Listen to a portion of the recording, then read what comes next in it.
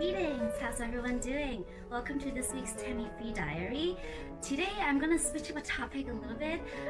All of you might know me from my Moitié obsession, but today I would like to talk about one of the classical brands that I have been in love with since the early days of my lolita life.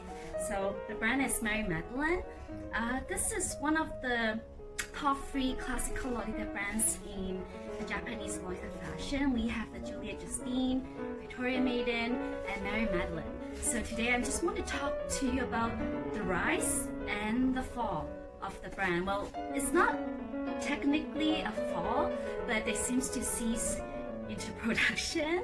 So I would like to share with you some of my experience with the brand, share with you maybe my collection of the brand, and also what I've encountered in the past 2 years with this brand.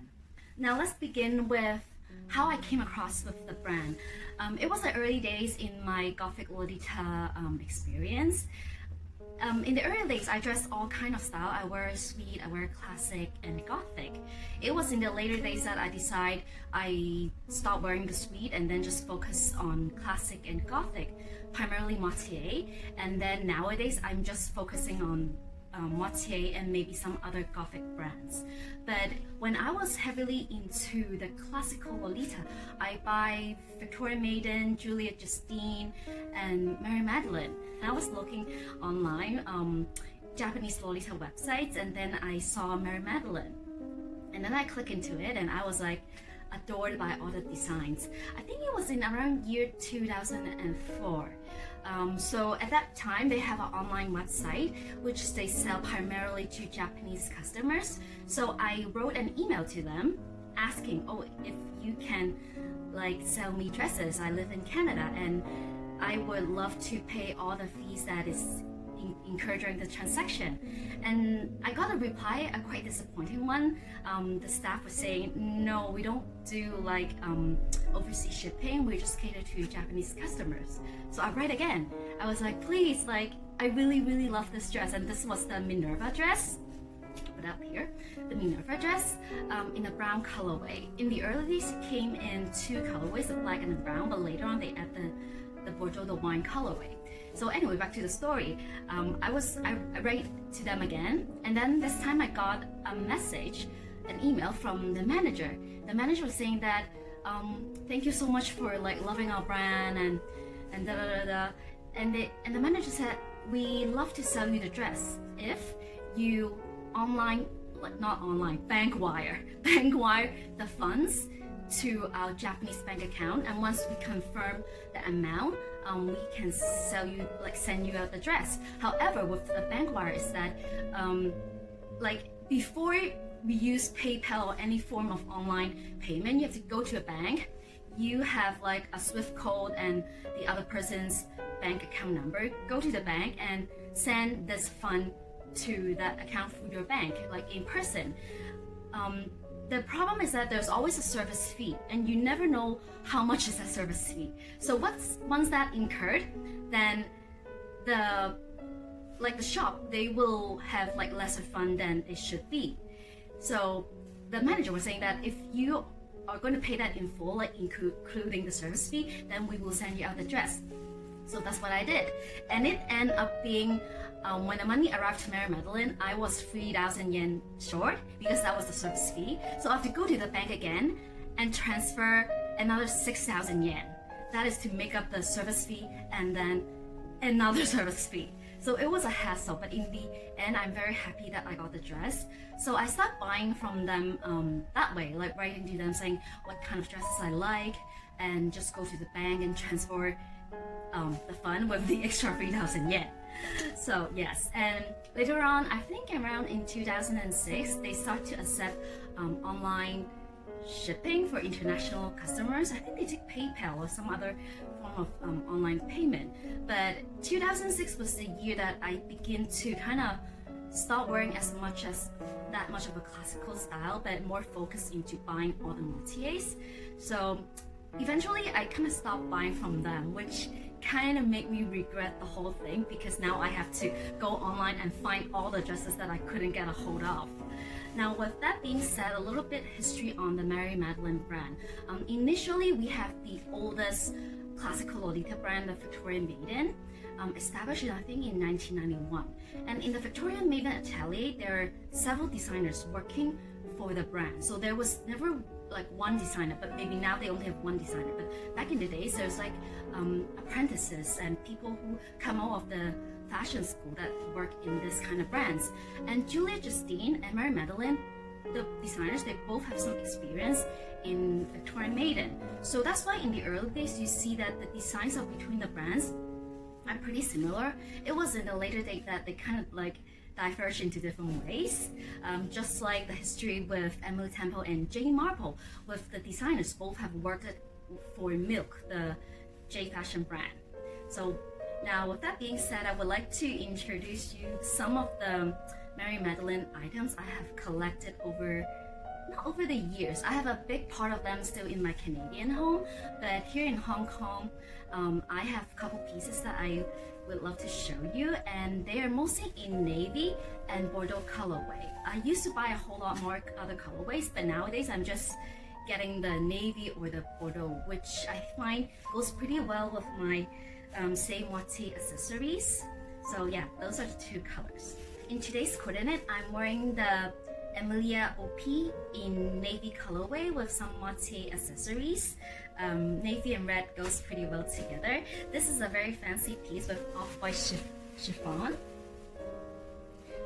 princess sleeves, and a detailed ribbons. Some of the dresses I love to show you are right here. This is also a navy one. This is the Apollonia OP. Great for summer, also in navy. I have the white sleeve in wine color. I also have this in the navy colorway, but it is in my Canadian home, also with this very beautiful details.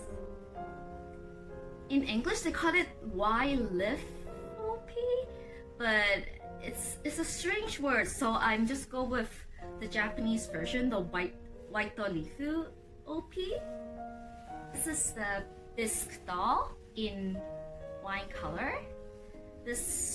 I'm so happy when I got this because this is my preferred colorway in this cut. Very fancy. It's like a doll. I think when it first released, it also has like a bonnet to go with it. I'm not too sure if it's Mary Magdalene or Victorian Maiden, but this is a very lovely piece. This is the Rose Latte OP. This one I purchased from Mary Magdalene when they still have not got that. What was that? Yeah, when they still haven't got the international shipping. Yeah, I paid extra 3,000 yen for these. And this is the Carlotta, also in wine colorway. I really like this kind of cut because you can wear a blouse inside in the winter, and just like this one, maybe like a small bolero in the summer. So these are the Mary Magdalene dresses I have here with me at the moment. There are 6 of them. But the whole collection is, I think I collected around 16 pieces, so I would love to show you maybe in the near future. You hear my experience and stories of me and Mary Magdalene, the brand, and now I would like to tell you not a story, like an incident happened in 2008 with the Chinese Lolita page magazine, a group, Le Panier. That was an interesting story. Okay, let's do it. Le Panier, after release their first, I think the first hard copy magazine, they host a tea party in Shanghai. They was like a group, like a business that not only is a magazine, but they also sell Japanese brand Lolita to the mainland Chinese Lolita community.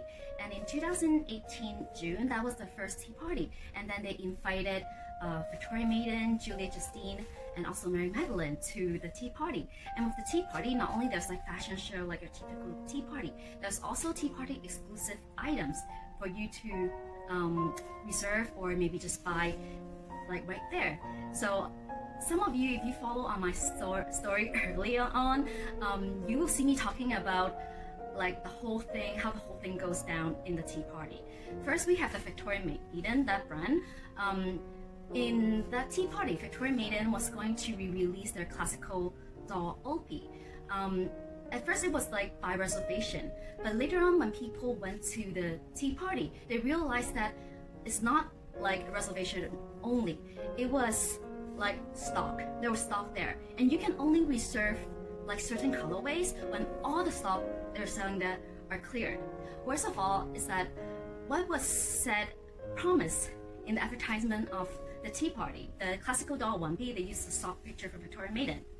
And when people arrive at the tea party, that dress, that classical doll dress there, doesn't look like the original one. The original one has like a cream colored collar, whereas the one in the tea party has like a stark white color, which to some looks pretty cheap. That is with like the classical doll Opie, and people are not happy about it, and Victoria Maiden designer has to like apologize and promise that if you order from them again, it will be like just like the stock picture, unlike the one they see at the tea party. So that was like one brand go down. And then now we have Julia Justine. They were selling one of the very famous dress called wait, what was that? I forgot about it. You know, the one that would like look like petal, and in Chinese they call it like the fish scale dress. So apparently they don't have stock for that one, but you can pre-order it. And that one is like a pretty coveted dress within like the Chinese lolita community, perhaps just the lolita community in general.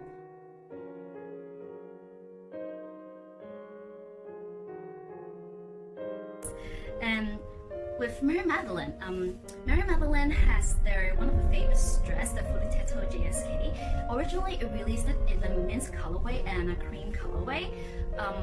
I wasn't that much fan of that design because both colorways are not my cup of tea.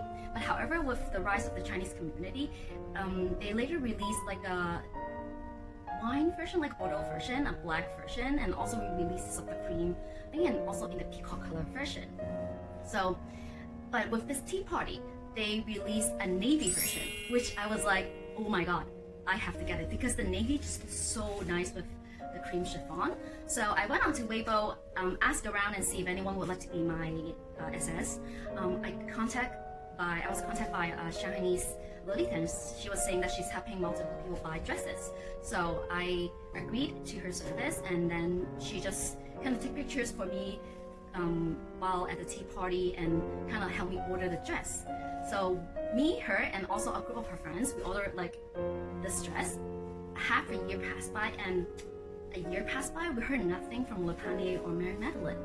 Until one day, Mary Magdalene and Le Panier said that they couldn't make the dress. They have to refund everybody. So that was very disappointing. Mary Magdalene was saying that it's the problem with the factory that was making it, and that's also what Le Panier said.